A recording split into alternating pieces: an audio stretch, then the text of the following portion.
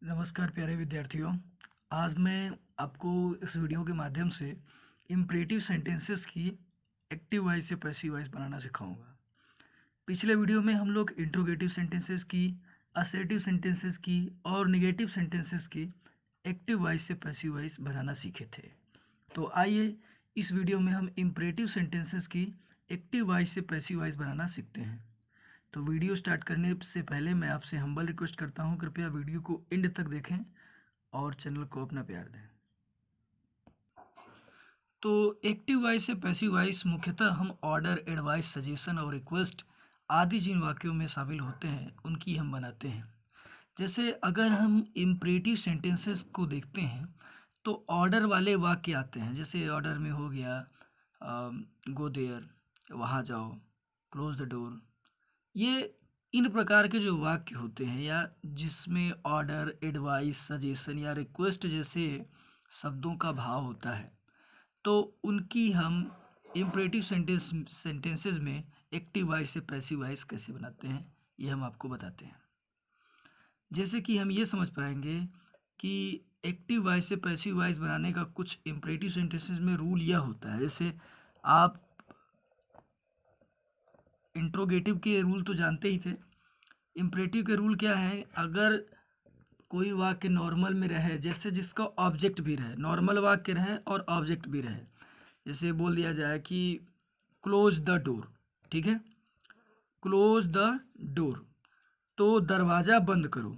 अब इसमें दरवाज़ा बंद करो आप समझ सकते हैं, क्लोज द डोर यानी क्लोज तो यानी ये वर्ब हो गया और डोर क्या हो गया? ऑब्जेक्ट हो गया। ठीक है, ध्यान से समझना है। जैसे वाक्य अगर हम लिख देते हैं close the CLOSE, close the door, अगर ये दे दिया जाए, ठीक है, तो इसको हम किस प्रकार से इनकी एक्टिव वॉइस से पैसिव वॉइस बना पाएंगे ये आपको समझना है। अगर क्लोज द डोर दे दिया जाए तो इन प्रकार के वाक्यों की जो पैसिव वॉइस होती है, पैसिव वॉइस का मेनली रूल जो ये होता है ना, रूल यहाँ अगर हम ये देख पाएंगे तो रूल ये लिख पाएंगे कि लेट प्लस, ठीक है, plus object plus b plus verb की थर्ड फॉर्म। ठीक है, ये जो फॉर्मूला है ना, ये फॉर्मूला इम्परेटिव सेंटेंसेस की जो एक्टिव वॉइस से पैसिव वॉइस बनती है, ये बहुत ही ज़्यादा यूज़फुल है। अगर क्लोज द डोर दे दिया जाए तो क्लोज माने बंद करना, तो यानी वर्ब हो गया, खाना, बैठना, उठना, तमाम प्रकार के जो वर्ब्स होते हैं उसी प्रकार ये बंद करना। दरवाज़ा बंद करने के लिए बोल रहा है क्लोज द डोर यानी दरवाज़ा बंद करो। तो यहाँ क्या लगाएंगे आप? लेट, लेट लगाएंगे।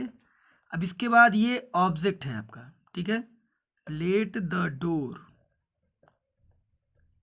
अब बी, CLOSED, क्लोज्ड।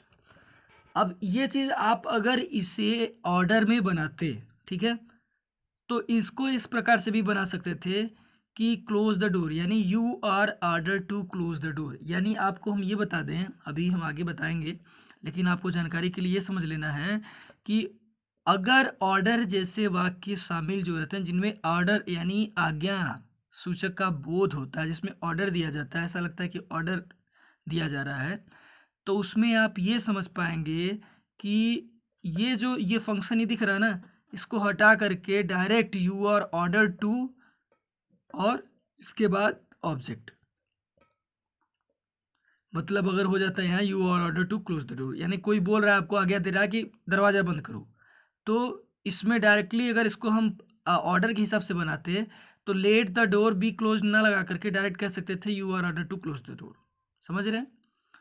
तो ऑर्डर, एडवाइस, सजेशन, रिक्वेस्ट, इन सब प्रकार के जब वाक्य रहेंगे तो इनकी पैसिव वॉइस हम ऐसे भी बना सकते हैं, you are order to, you are advice to, you are suggestion to, you are requested to. ठीक है, you are suggested to, you are requested to. तो डायरेक्ट इन ये लिखने के बाद डायरेक्ट फिर वो वाक्य लिख लेंगे। जैसे ये क्लोज द डोर है तो you are order to close the door. जैसे बोल दिया जाए go there, go there, you are order to go there. जैसे बोल दिया जाए लर्न फास्ट, तो इसमें एडवाइस दिया जा रहा है, ऑर्डर भी दिया जा रहा है, एडवाइस भी दिया जा रहा है। आप समझ पाएंगे किसी को सलाह दी जा रही है कि तेज़ पढ़ो, ठीक है। ऑर्डर भी समझ सकते हैं, एडवाइस भी समझ सकते हैं, तो डायरेक्टली ये कह पाएंगे कि you are advice to learn fast.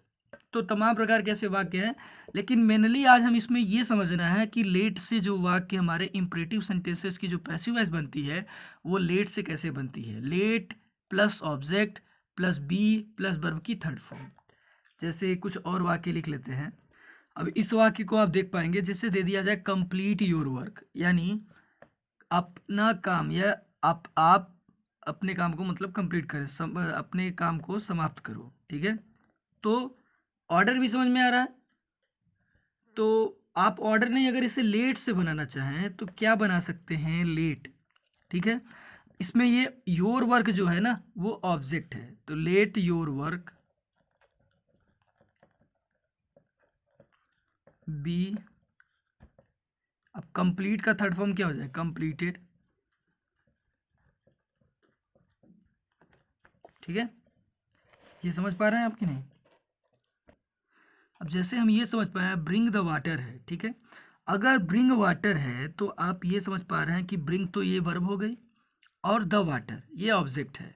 अगर इसे इस फॉर्म में बनाएं, let plus object plus verb plus b plus verb की थर्ड फॉर्म। अब ऑब्जेक्ट तो जो भी है पहले लेट लगाएंगे, आप समझ पा रहे हैं, लेट, लेट के बाद ऑब्जेक्ट, तो the water, let the water, ठीक है, लेट द वाटर। अब बी, अब ब्रिंग का थर्ड फॉर्म क्या होता है, bring, brought, brought, BRAUGST, let the water, let the water be brought. तो ये प्रकार के जो हमारे इम्परेटिव सेंटेंसेस की जो पैसिव वॉइस बनती है कुछ ऐसे बन सकती है, ठीक है। अगर हम रिक्वेस्ट, ऑर्डर, ऐसे तमाम प्रकार के वाक्यों को बताएं जिनमें रिक्वेस्ट का बोध हो, वाटर का मतलब रिक्वेस्ट का बोध हो और ऑर्डर का बोध हो, जैसे, तो इनकी हम पैसिव वॉइस कैसे बनाएंगे, कुछ आप ऐसे समझ सकते हैं। जैसे हम ये समझ सकते हैं जिनमें रिक्वेस्ट की अनुभूति हो या जिनमें रिक्वेस्ट समझ में आती हो कि कोई किसी से रिक्वेस्ट कर रहा है। जैसे बोल दिया जाए प्लीज़ गो देयर, कृपया वहाँ जाइए। तो डायरेक्टली जिसमें रिक्वेस्ट का बोध हो, जिसमें ऑर्डर का बोध हो, जिसमें सजेशन का बोध हो या एडवाइस का बोध हो, तो आप डायरेक्टली एक वर्ड आगे जोड़ना है, you are order, you are advised, you are suggested, you are requested. समझ रहे हैं। तो जैसे यहाँ क्या जुड़ जाएगा, यू, पैसिव वॉइस बना रहे हैं, you are requested, you are requested. अब टू लगा करके ये वाक्य उतार दीजिए, गो देयर। समझ रहे हैं, कुछ नहीं, very simple, you are requested to go there, मतलब प्लीज का अगर जहाँ भी आपको ये समझ में आए कि यहाँ प्लीज जैसे वाक्य का प्रयोग किया गया है, यानी रिक्वेस्ट की अनुभूति हो रही है, रिक्वेस्ट किया गया है, तो directly you are requested to, फिर ये वाक्य आपको उतार देना है जो ऑब्जेक्ट की तरीके से दिख रहा है आपको, ठीक है। अब जैसे हम इसे यही समझ लें कि प्लीज़ ब्रिंग द वाटर, यानी यहाँ रिक्वेस्ट किया गया है।